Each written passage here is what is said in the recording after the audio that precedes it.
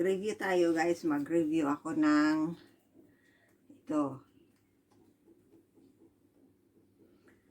facial cleansing wash. Parang facial wash siya, galing siya sa Japan. Ano siya, Sana Soy Milk Cleansing Wash, ganon. Yun ang pagbabasa ko. Tapos syempre magaling ako mag-Japanese guys, sa hindi pa nakakaalam, galing ako mag-Japanese. Babasahin ko sa inyo, i-translate ko sa inyo. So, ayan na siya. Siyempre, uunahin natin dito. Kung sino yung taga-Japan, watch out. So, ito na siya.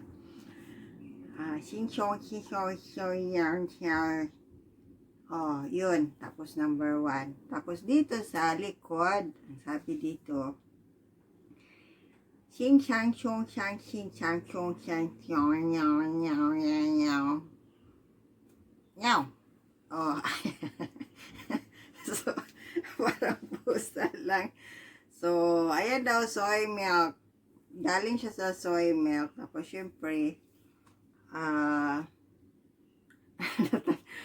cleansing wash lang ito sa mukha. Syempre, pagkatapos nyo ilagay, hugasan nyo. So, naligo na ako guys, tapos maglagay muna ako sa mukha kasi syempre ano natin to review.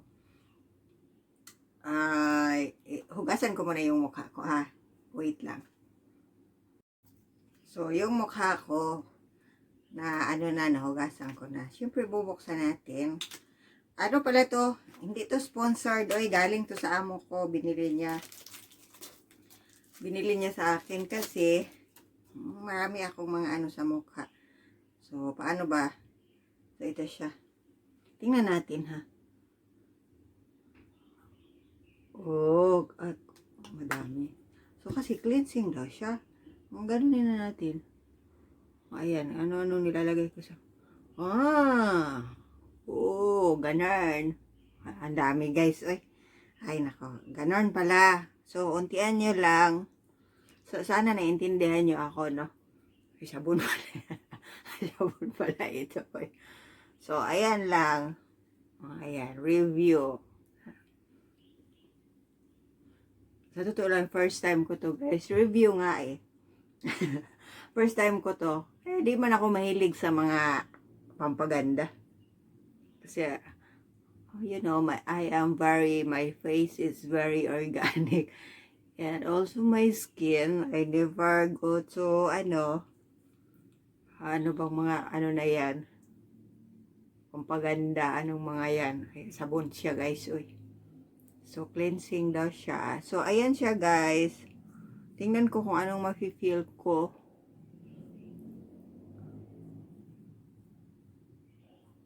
Mukha naman tong amaw to So ayan yung mga ko.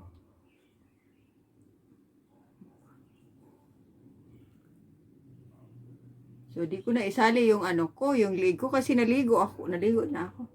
So, ayan siya guys, maghugas na ako ng mukha. Nahugasan ko na yung aking mukha pero hindi siya masyado hugas.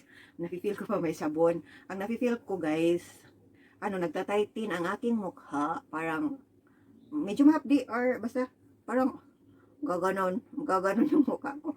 So, hindi ko siya masabi na kung maganda or what kasi first time ko gumamit ng ganito. Kasi hindi talaga ako naglalagay sa mukha ng kung ano-ano. Hindi ako nagpapa-derma sa mukha.